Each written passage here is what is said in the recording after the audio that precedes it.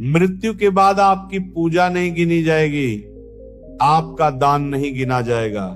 सिर्फ एक चीज पूछी जाएगी, और अगर उसका जवाब नहीं मिला तो अगला जन्म इंसान का नहीं होगा। भगवान ने कहा पुण्य जमा करना काफी नहीं है, मनुष्य जन्म वापस चाहिए तो एक निर्णय लेना पड़ेगा जो बहुत कम लोग लेते हैं। वैकुंठ धाम में दिव्य प्रकाश फैला हुआ था। भगवान श्री कृष्ण शांति से विराजमान थे और उनके सामने हाथ जोड़कर गरुड़ जी खड़े थे। गरुड़ जी के मन में एक गहरी जिज्ञासा उठ रही थी। गरुड़ जी ने पृथ्वी लोक से लौटते समय एक विचित्र दृश्य देखा था जिसने उनके हृदय को व्याकुल कर दिया था। उन्होंने प्रभु से कहा, हे नाथ, मैंने देखा कि मृत्यु के बाद दो मनुष्यों की दशा बिल्कुल भिन्न थी। एक मनुष्य धनवान था, जीवन भर पूजा पाठ करता रहा, दान देता रहा, व्रत करता रहा, फिर भी जब उसके प्राण निकले तो भयानक यमदूत उसे पास में बांधकर घसीटते हुए ले गए। वो रो रहा था, चिल्ला रहा था, कह रहा था कि उसने धर्म किया है, फिर भी उसे भय और यातना क्यों मिल रही है। और उसी समय मैंने एक दूसरे साधारण वृद्ध को देखा जो किसी बड़े यज्ञ का कर्ता नहीं था, न ही उसने दिखावे का धर्म किया था, परंतु उसके प्राण निकलते ही उसके चारों ओर प्रकाश फैल गया। यमदूत दूर खड़े रहे और उसकी आत्मा स्वयं शांत भाव से आगे बढ़ गई। प्रभु, दोनों मनुष्य थे, दोनों ने किसी न किसी रूप में धर्म किया था, फिर एक को भय और दूसरे को शांति क्यों मिली? और सबसे बड़ा प्रश्न, मृत्यु के बाद कौन सा नियम यह तय करता है कि आत्मा को फिर से मनुष्य जन्म मिलेगा या नहीं? भगवान श्री कृष्ण मुस्कुराए, उनकी दृष्टि करुणा से भरी थी और उन्होंने कहा, गरुड़, पृथ्वी पर लोग धर्म और कर्म के अंतर को समझे बिना जीवन जीते हैं। वे सोचते हैं कि कुछ पूजा, कुछ दान, कुछ व्रत कर लेने से अगला जन्म निश्चित हो जाएगा, परंतु मनुष्य जन्म अत्यंत दुर्लभ है। यह केवल बाहरी आडंबर से नहीं मिलता।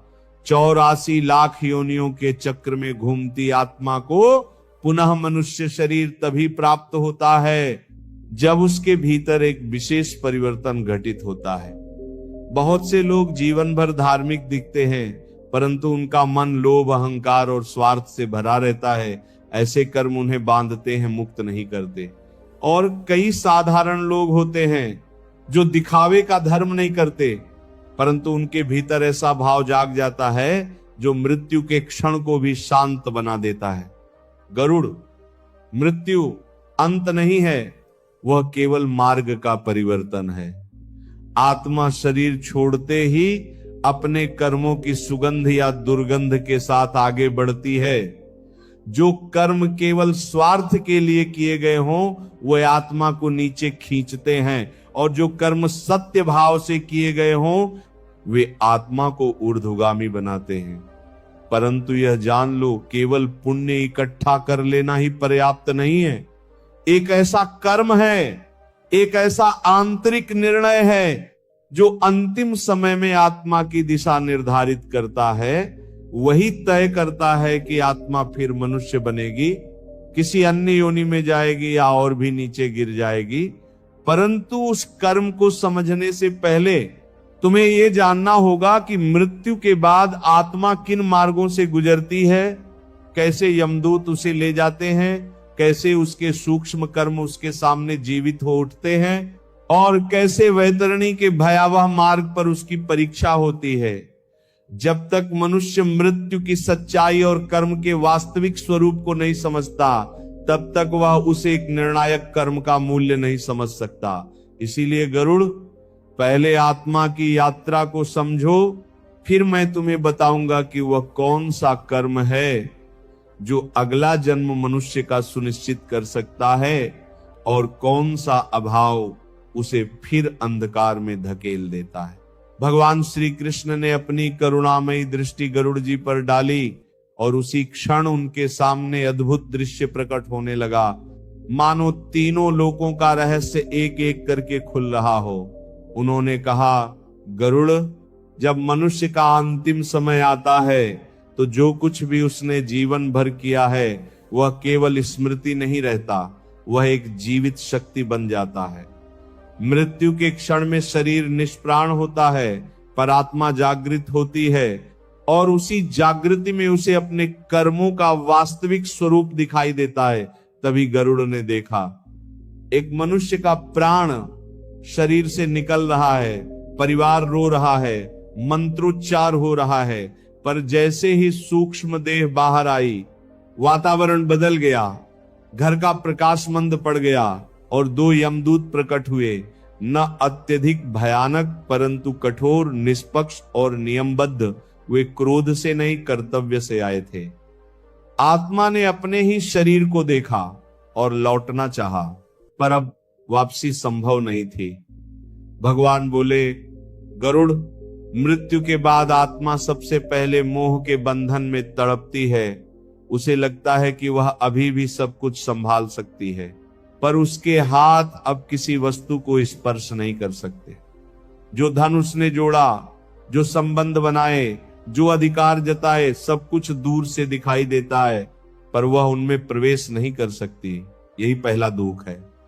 गरुड़ ने आगे देखा कि यमदूत आत्मा को एक मार्ग की ओर ले जा रहे हैं। वह मार्ग अंधकार में नहीं बल्कि धुंधला था, जैसे स्मृतियों से बना हो। उस पथ पर चलते हुए आत्मा के सामने उसके जीवन के दृश्य स्वयं प्रकट होने लगे। जहां उसने किसी को ठेस पहुंचाई थी, जहां उसने छल किया था, जहां उसने अवसर होते हुए भी सहायता नहीं की थी, हर दृश्य केवल घटना नहीं था, वह अनुभूति बनकर लौट रहा था। जिस दर्द को उसने दूसरों को दिया था, वही दर्द अब उसे स्वयं अनुभव हो रहा था। गरुड़ का हृदय कांप उठा। उन्होंने पूछा, प्रभु, क्या यही दंड है? भगवान ने उत्तर दिया, यह दंड नहीं, कर्म का दर्पण है। आत्मा को वही अनुभव करना पड़ता है जो उसने दूसरों को दिया था, क्योंकि न्याय बाहरी नहीं, आंतरिक है। कुछ दूर चलने पर गरुड़ ने वैतरणी नदी का दृश्य देखा। वह कोई साधारण नदी नहीं थी। जिनके कर्म भारी थे, उनके लिए वह भय, पश्चाताप और कष्ट की धारा बन जाती थी, और जिनका अंतःकरण अपेक्षाकृत निर्मल था, उनके लिए वही मार्ग सहज हो जाता था। भगवान बोले, गरुड़, लोग सोचते हैं कि मृत्यु के बाद कोई बाहरी न्यायाधीश बैठा है जो अंक गिन रहा है, परंतु सत्य यह है कि आत्मा स्वयं अपने कर्मों की गवाही बन जाती है। यमराज केवल व्यवस्था के प्रतीक हैं, वास्तविक निर्णय आत्मा की अवस्था से होता है। गरुड़ ने देखा कि कुछ आत्माएं अत्यंत भयभीत होकर चिपकी हुई हैं। वे आगे बढ़ना नहीं चाहती, क्योंकि उनके भीतर आसक्ति प्रबल है, और कुछ आत्माएं अपेक्षाकृत शांत हैं, क्योंकि उन्होंने जीवन में ही अस्थिरता को समझ लिया था। भगवान ने कहा, मनुष्य शरीर इसलिए दुर्लभ है भगवान, क्योंकि इसमें विवेक की क्षमता है। पशु भूख, भय और प्रवृत्ति से चलते हैं, पर मनुष्य को चेतना दी गई है कि वह अपने कर्मों का अर्थ समझ सके। यदि वह केवल भोग में लगा रहा, केवल अपने सुख के लिए जिया, तो उसकी चेतना नीचे की ओर झुक जाती है। यदि उसने अवसर होते हुए भी भीतर परिवर्तन नहीं किया, तो वह पुनः उसी स्तर की योनि में आकर्षित हो जाता है, जहां उसकी प्रवृत्तियां उसे ले जाती हैं। गरुड़ ने देखा कि कुछ आत्माएं प्रकाश की ओर बढ़ रही हैं, पर वे भी तुरंत मुक्त नहीं हो रही। उन्हें फिर से जन्म लेना है, पर उनकी दिशा अलग है। भगवान ने समझाया, गरुड़, पुनर्जन्म दंड नहीं, अवसर है, पर अवसर वही पाता है जिसने मनुष्य जीवन के महत्व को आंशिक रूप से भी समझा हो। जो केवल शरीर मानकर जिया, वह शरीर की ही प्रवृत्ति में गिरता है। जो केवल नाम के लिए धार्मिक था, पर भीतर अहंकार से भरा था, उसका पुण्य भी उसे स्थायी लाभ नहीं देता, और जो साधारण होते हुए भी भीतर से कुछ बदल गया उसका मार्ग भिन्न हो जाता है। गरुड़ की जिज्ञासा और बढ़ गई। उन्होंने पूछा, प्रभु क्या कोई एक निर्णायक क्षण होता है जब आत्मा की दिशा तय होती है?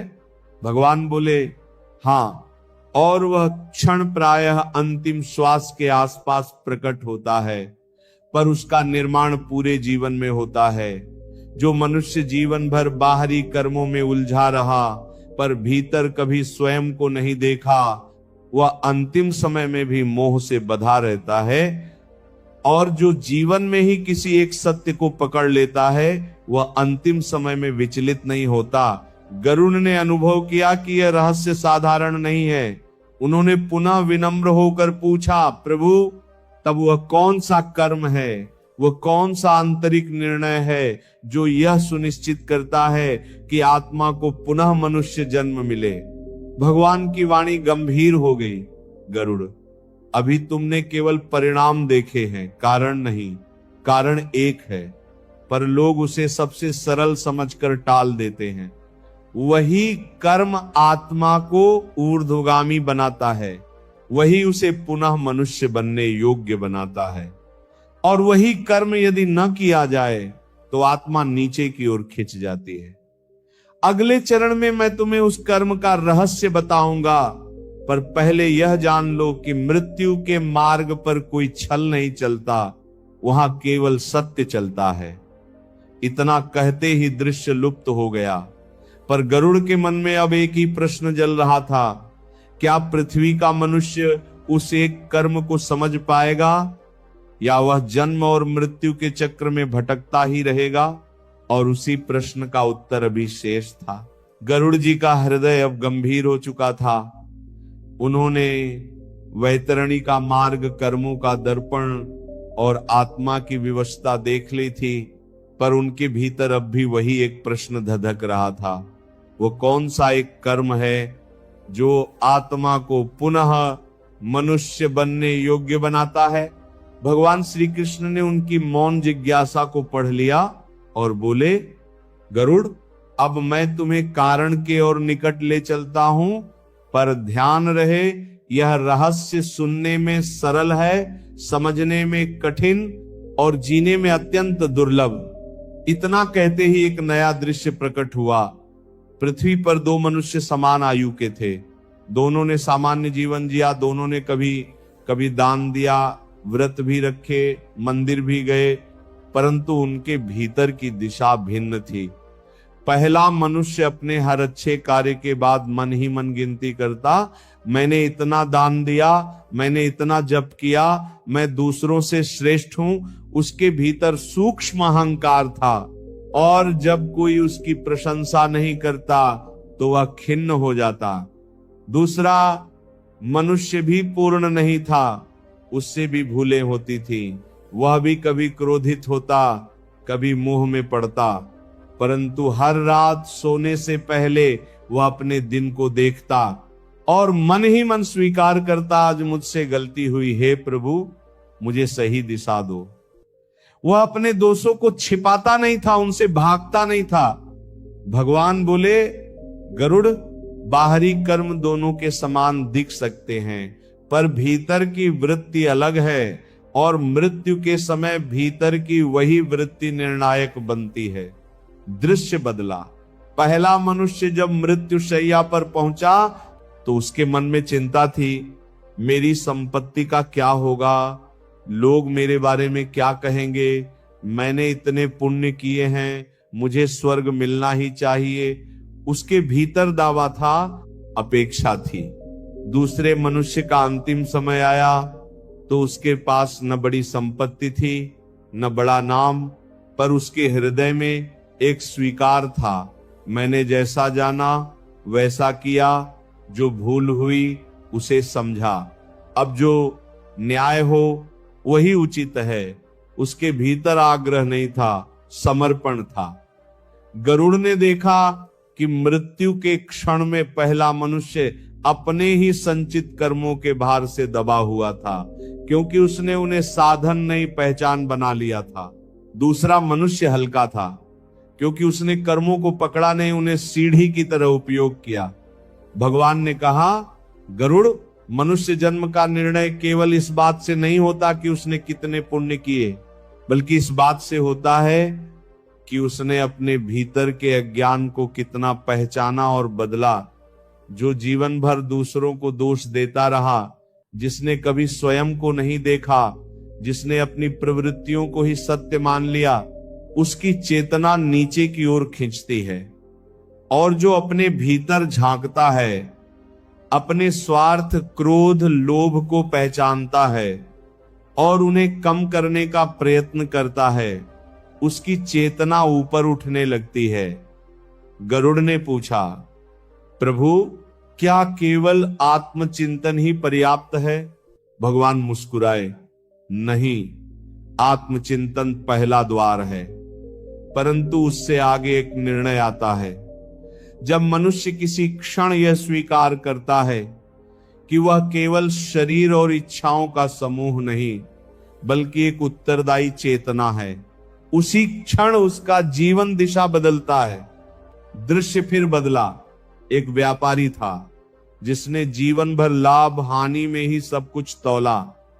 उसने कभी किसी को सीधे ठेस पहुंचाने का इरादा नहीं रखा, पर जब भी लाभ और न्याय में चुनाव करना पड़ा, उसने लाभ चुना। दूसरी ओर एक सामान्य किसान था जिसने कई बार नुकसान उठाया, पर भीतर से अन्याय स्वीकार नहीं किया। वह पूर्ण संत नहीं था, पर जब उसे अपनी गलती का बोध होता, वह उसे सुधारने का साहस करता। भगवान बोले, गरुड़, मनुष्य जन्म केवल बुद्धि से नहीं, उत्तरदायित्व से जुड़ा है। जो अपनी चेतना का उपयोग केवल भोग और स्वार्थ के लिए करता है, वह धीरे धीरे उसी स्तर की योनि की ओर आकर्षित होता है जहां प्रवृत्ति प्रधान है। और जो अपनी चेतना का उपयोग सुधार, स्वीकार और परिवर्तन के लिए करता है, वो मनुष्यत्व के योग्य बनता है। गरुड़ ने अनुभव किया कि यह रहस्य बाहर से नहीं, भीतर से संबंधित है। उन्होंने फिर पूछा, प्रभु, यदि कोई व्यक्ति जीवन के अंतिम समय में बदलना चाहे तो? भगवान ने गंभीर होकर कहा, अंतिम क्षण में भी जागृति संभव है, पर वह जागृति सच्ची होनी चाहिए, भय से नहीं। कई लोग मृत्यु देखकर पश्चाताप का अभिनय करते हैं, पर उनके भीतर परिवर्तन नहीं आता। और कई ऐसे होते हैं जो जीवन भर संघर्ष करते हुए अंततः एक सच्चा निर्णय लेते हैं, वही निर्णय उनकी दिशा बदल देता है।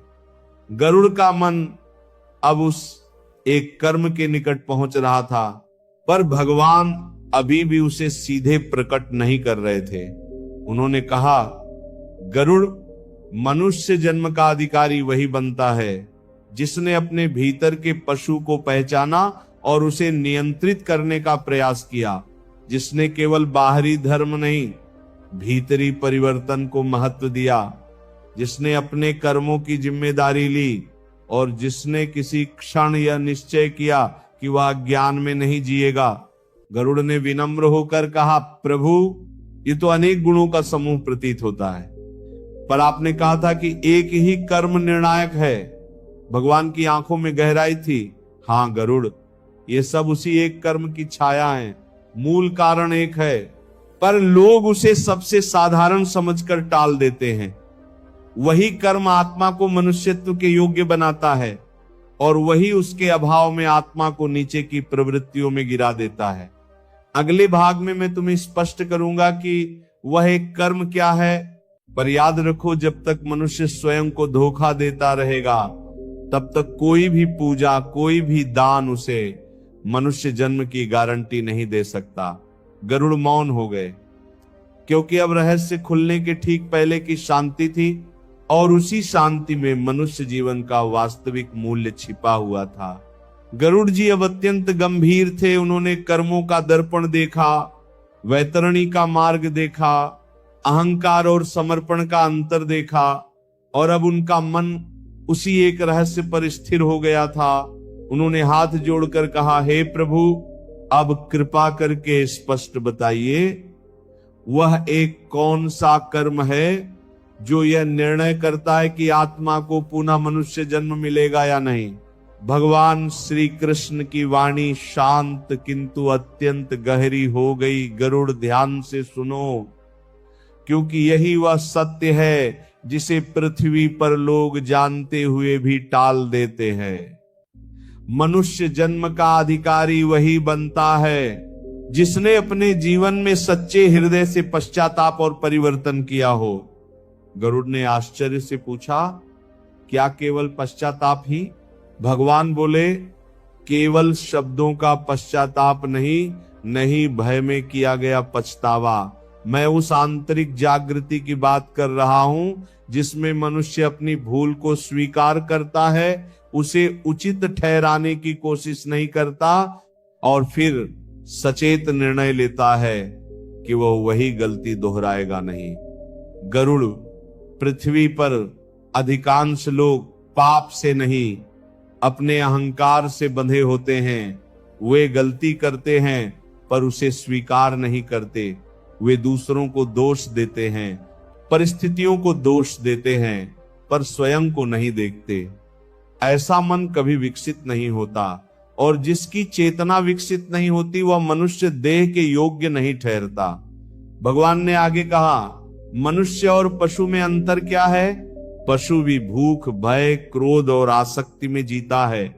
यदि मनुष्य भी जीवन भर इन्हीं प्रवृत्तियों में जीता रहा और कभी स्वयं को रोककर यह नहीं पूछा कि मैं क्या कर रहा हूं, क्या यह उचित है, तो उसकी चेतना उसी स्तर पर रह जाती है। परंतु जिस दिन मनुष्य अपनी भूल को पहचान कर भीतर से टूटता है, उस दिन उसका वास्तविक जन्म होता है। वही क्षण उसके अगले जन्म की दिशा तय करता है। गरुड़ ने स्मरण किया उन दो व्यक्तियों का दृश्य, एक जिसने जीवन भर धर्म का प्रदर्शन किया पर भीतर अहंकार था, और दूसरा जिसने अपनी भूलों को स्वीकार किया। भगवान बोले, गरुड़, बाहरी पुण्य सीमित फल देते हैं। वे सुख, स्वर्ग या बेहतर परिस्थितियां दे सकते हैं, परंतु मनुष्य जन्म का पुनः अधिकार उस आत्मा को मिलता है जिसने अपने भीतर परिवर्तन की अग्नि जलाई हो। यदि किसी ने अन्याय किया और उसे उचित ठहराया, यदि उसने किसी का अधिकार छीना और कभी पछताया नहीं, यदि उसने स्वार्थ को ही धर्म समझ लिया, तो उसका मन नीचे की प्रवृत्तियों में स्थिर हो जाता है। ऐसी आत्मा उसी प्रवृत्ति के अनुसार योनि ग्रहण करती है। पर जिसने अन्याय किया और फिर एक दिन भीतर से जागा, जिसने स्वीकार किया कि मैं गलत था, जिसने जहां संभव हुआ सुधार किया और जहां सुधार संभव नहीं था वहां सच्चे हृदय से प्रायश्चित किया, उसकी चेतना ऊपर उठती है। गरुड़, सच्चा प्रायश्चित आत्मा को हल्का कर देता है। वह कर्मों का बोझ कम करता है क्योंकि वह अज्ञान को तोड़ देता है। भगवान ने स्पष्ट किया, अंतिम समय में यदि मनुष्य के भीतर सच्चा पश्चाताप जाग जाए, ऐसा नहीं कि केवल भय के कारण भगवान को पुकारे, बल्कि इसलिए कि उसे अपनी भूल का वास्तविक बोध हो गया हो, तो वह क्षण अत्यंत शक्तिशाली होता है। वही क्षण उसके अगले जन्म की दिशा बदल सकता है। पर याद रखो, यह आसान नहीं है। जीवन भर जिसने स्वयं को धोखा दिया, वह अंतिम क्षण में भी प्रायः स्वयं को ही सही ठहराता है। इसलिए कहा गया है कि प्रायश्चित और परिवर्तन जीवन में ही कर लो, मृत्यु की प्रतीक्षा मत करो। गरुड़ ने विनम्र होकर पूछा, प्रभु, क्या इसका अर्थ है कि जिसने कभी गलती की ही नहीं वही मनुष्य जन्म पाएगा? भगवान मुस्कुराए, नहीं गरुड़, पृथ्वी पर पूर्णता दुर्लभ है। लगभग हर मनुष्य से भूल होती है। प्रश्न यह नहीं कि उसने गलती की या नहीं, प्रश्न ये है कि उसने उस गलती के साथ क्या किया। जिसने गलती को स्वीकार कर उसे सुधारने का प्रयास किया, उसने मनुष्यत्व की दिशा पकड़ी। जिसने गलती को छिपाया, दोहराया और उस पर गर्व किया, उसने अपनी चेतना को नीचे गिराया। भगवान ने अंत में कहा, यही वह एक कर्म है सच्चे हृदय से पश्चाताप कर परिवर्तन करना, यही आत्मा को पुनः मनुष्य बनने योग्य बनाता है